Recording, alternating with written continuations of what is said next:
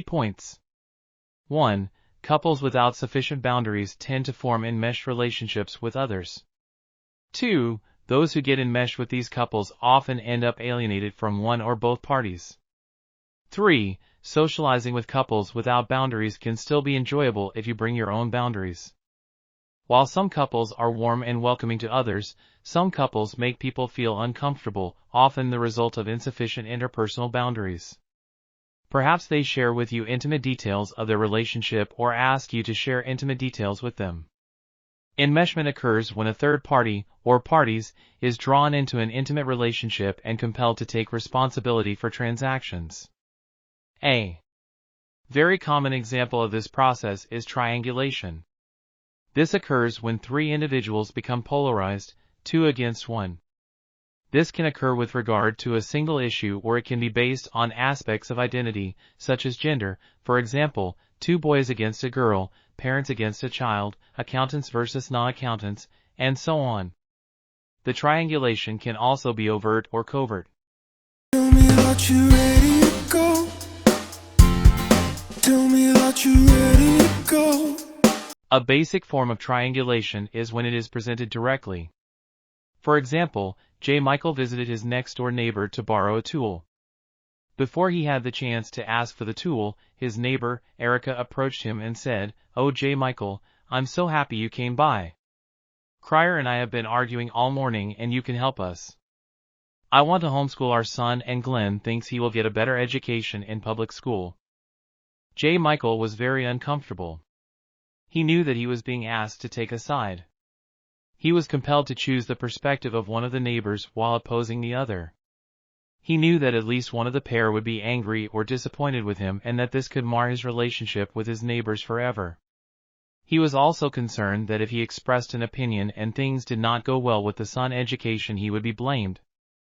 As J. Michael was told up front that he was being asked about schooling as a way to settle a conflict between Erica and Clyde, he recognized it as a trap and wisely responded, "I don't know anything about homeschooling," thus effectively defeating the triangulation. He might not have recognized the trap if it had been presented covertly. Covert triangulation occurs when the third party is enmeshed without realizing it. The triangulation is sometimes intentionally hidden to encourage participation. For example, if Erica chose to engage J. Michael covertly, she might have just asked him, "What do you think of homeschooling versus public education?" She might have chosen to ask J. Michael when Crier was out of earshot. If he answered homeschooling is better, she might say later in front of her husband, "Jay thinks homeschooling is better," to support her argument with Crier at J. Michael's expense. Sometimes the couple without boundaries band together and gang up on third parties. LaToya had this problem with her parents. She went to visit her parents and have dinner with them, and the following typical interaction occurred.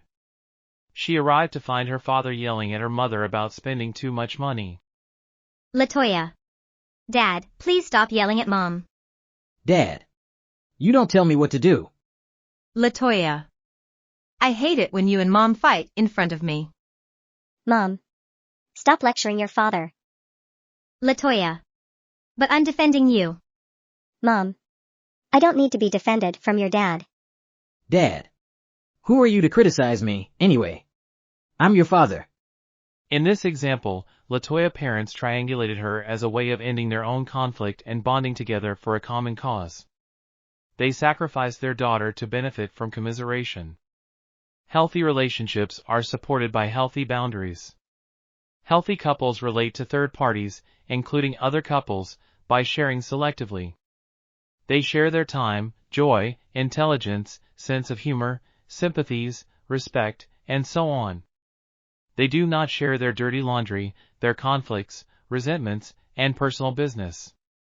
Couples without sufficient boundaries involve others in their intimate struggles. They fight in front of others and often ask others to mediate their differences rather than resolve their own issues. This behavior effectively enmeshes others into their relationship, often resulting in hurt feelings or alienation.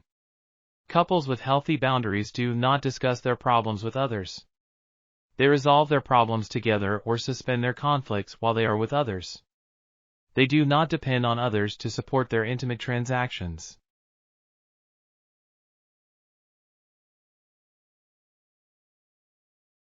When socializing with couples without boundaries, you need to bring your own. Having realized that he was being set up for triangulation with his neighbors, Rand declined to answer their question about homeschooling, thus neutralizing the enmeshment.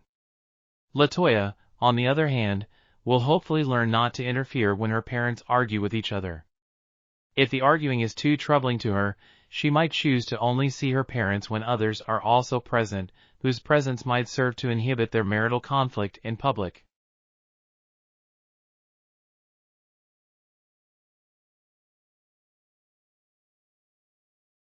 Healthy and effective boundaries for couples can be modeled after an egg. This model of a healthy relationship with boundaries features the egg's qualities of opacity and fragility. The quality of opacity refers to treating intimate topics as private and confidential. Healthy couples do not share their disagreements and decision-making methods with others, which protects the relationship from enmeshment. The fragility of the egg reminds intimate partners that their relationship must be protected from others who do not have sufficient boundaries and involve themselves in the intimate matters of others.